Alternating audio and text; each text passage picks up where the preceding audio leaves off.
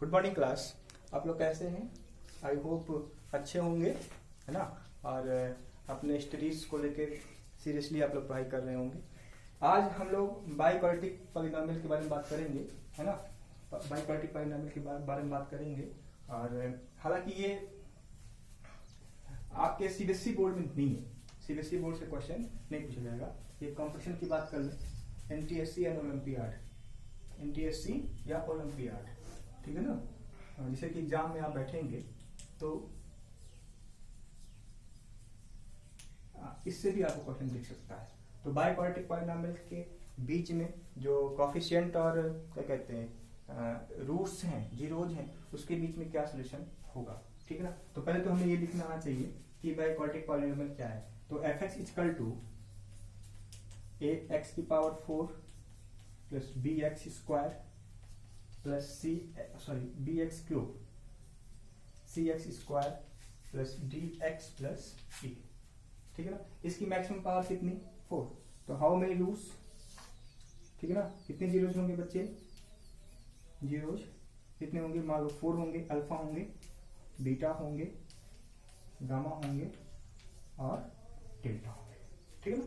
तो हमारी जो प्रॉब्लम्स हमारी वो है कि relationship between zeros and coefficient. तो जिस प्रकार से हम लोगों ने क्वाड्रेटिक का पढ़ा, क्यूबिक का पढ़ा, ऐसे ही हमको बाइक्वाड्रेटिक का भी डिस्कस करना है, ठीक है। पहले तो आप फार्मूला देखो कैसे लिखोगे, याद कुछ नहीं करना है, ठीक है ना। तो उसको कैसे लिखना है वो मैं आपको बता दे रहा हूँ। पहले sum of zeros, sum of zeros मतलब ये हो गया alpha plus beta plus gamma plus delta, ठीक है ना, माइनस बी बाई ए। कहानी वहीं से स्टार्ट, ठीक है ना। तो माइनस बी बाई ए मतलब क्या हुआ? Minus coefficient of x cube upon coefficient of x की पावर 4। दूसरा देखिए, taken two at a time, ठीक है। तो इसको देखो, बड़ी ही आसानी से मैं समझा रहा हूँ इसको यहाँ पे अल्फा डाल दो, यहाँ बीटा डाल दो, यहाँ गामा डाल दो और यहाँ डेल्टा डाल दो, ठीक है ना। सम ऑफ प्रोडक्ट ऑफ, वही कहानी, sum of product of zeros taken two at a time, taken two at a time means क्या होगा? देखिए, alpha beta plus beta gamma gamma delta, इसी डेल्टा, ठीक है, gamma delta plus delta alpha beta beta gamma delta delta alpha. अब देखिए, अब क्या बच रहे हैं? एक बच रहा अल्फा गामा, ठीक है ना। ये सारे एक सर्कल में हो गए, अल्फा बीटा हो गए, तो अल्फा को गामा के साथ जोड़ेंगे, ठीक है ना, ठीक है। ये हो गया प्लस बीटा डेल्टा, कितने होंगे? 6 होने चाहिए, 1 2 3 4 5 6, ठीक है ना। ये 6 हो गए। एक बार फिर से मैं रिपीट कर दूं, एक बार साइकिल में चलेंगे, alpha beta beta gamma gamma delta delta alpha, ठीक है ना। अब बच कौन है? एक ये बच रहा है और एक ये बच रहा है, मीन्स अल्फा गामा और बीटा डेल्टा। इक्वल टू क्या होगा बच्चे? माइनस हम ले चुके हैं, तो माइनस के बाद क्या आएगा? प्लस आएगा सी बाई ए, मीन्स ये हुआ coefficient of x square upon coefficient of x की पावर 4, ठीक है। इसमें चार इक्वेशंस बनेंगे, ठीक है। Sum of product, next sum of product of zeros taken 3 eight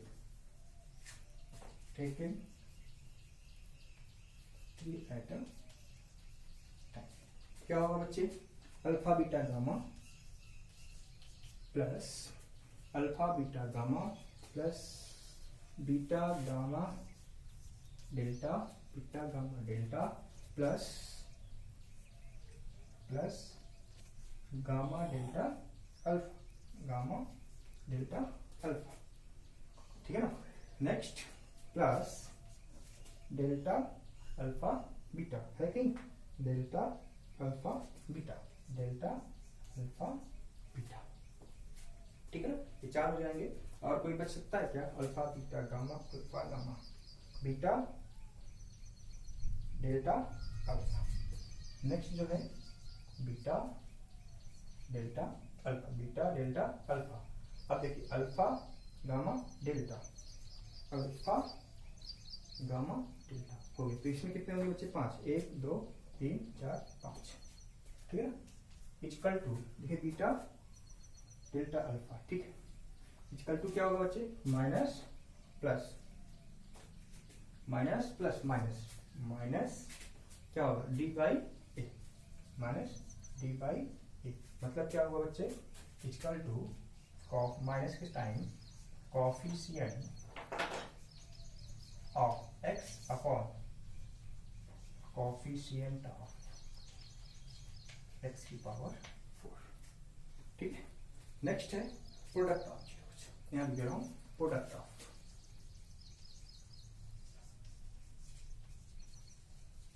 alpha beta gamma delta equal to ये माइनस ई प्लस माइनस करेगा प्लस देगा ई अपॉन ए। मतलब क्या हुआ बच्चे? कोफिशिएंट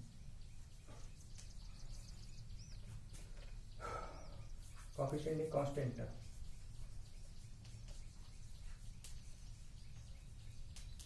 अपॉन एक्स की पावर 4। एक बार मैं फिर से रिपीट कर दे रहा हूँ। इसके 4 रूप से 4 इक्वेशंस बनेंगी। पहला चीज है ना, प्लस माइनस के रिस्पेक्ट में रखेंगे, ठीक है। दूसरी चीज कैसे लिखोगे? पहला जो है sum of zeros means alpha beta gamma delta, simply minus B by A coefficient of x cube upon coefficient of x की पावर 4 माइनस के साथ।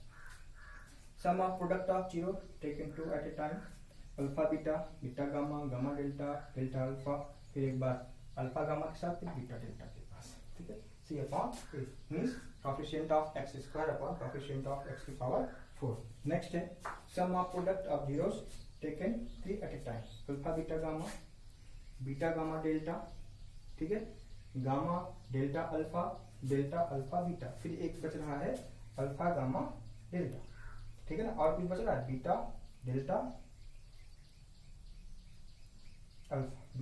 डेल्टा अल्फा हो गया। मतलब 5 होंगे माइनस डी बाई ए का मतलब क्या होगा बच्चे? Minus coefficient of x upon coefficient of x की पावर 4। नेक्स्ट है product of zeros, alpha beta gamma delta equal to E by A, ठीक है ना। तो ये हमारा फॉर्मूला है। इसके बेसिस पे हम कोफिशिएंट और जीरोज के बीच में रिलेशन फाइंड कर सकते हैं और वेरीफाई भी कर सकते हैं। एक्चुअली ये आपके सीबीएसई में भी नहीं है, ठीक है ना, लेकिन जब कभी हम कॉम्पिटिशन में बैठते हैं तो क्वेश्चन दिखने को मिल जाता है, ठीक है ना। तो इसलिए आपको ये अच्छे से आना चाहिए, ठीक है ना। ओके, ठीक। आइए अब अगर हमारे पास 4 रूट्स दिए हुए हों, तो अगर 4 रूट्स दिए हुए हों तो अगर हमें क्या कहते हैं पॉलिनोमियल लिखना हो,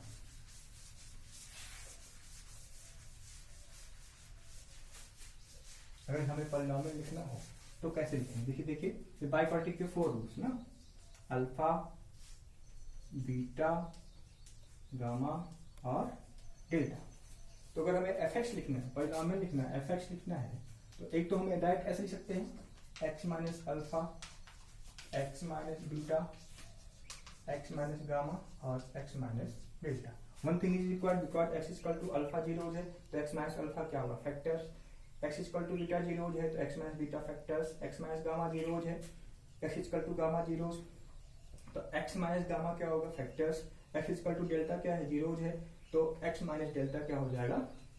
फैक्टर्स ऑफ द पॉलिनोमियल। और सभी फैक्टर्स को एक साथ मल्टीप्लाई कर दो तो पॉलिनोमियल निकल के आ जाता है। इसी का सिंपल फॉर्म देखो आप, जैसे अगर इसको सिंपली लिखना चाहेंगे तो एफ एक्स इक्वल टू के कोई कांस्टेंट वैल्यू, ठीक है ना, एक्स की पावर 4, ठीक है ना, minus alpha beta gamma delta x cube minus plus taking 2 at a time, alpha beta gamma gamma delta delta alpha plus alpha gamma plus beta delta x square minus plus minus cubic की बात कर रहे हैं।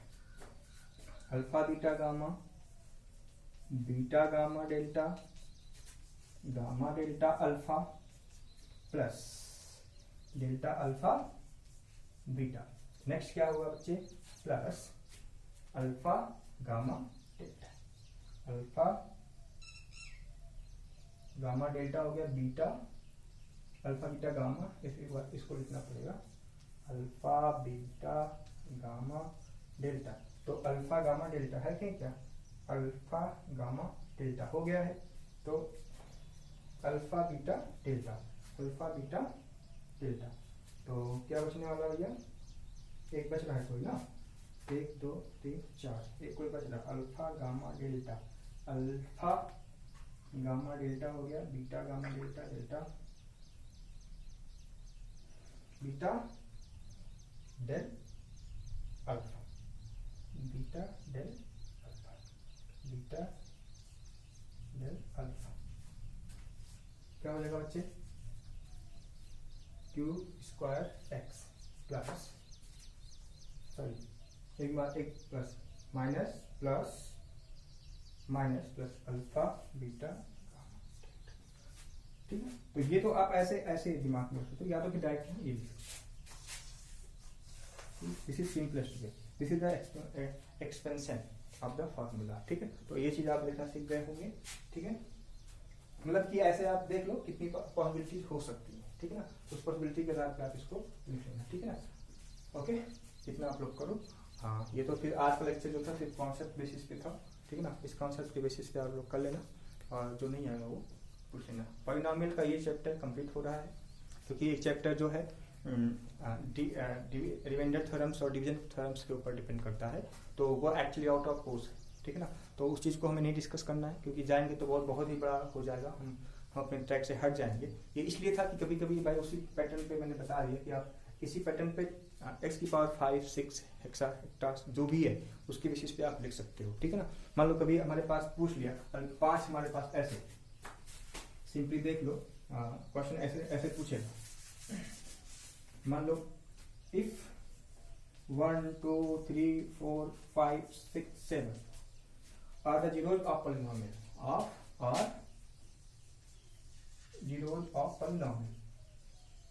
ना, find polynomial,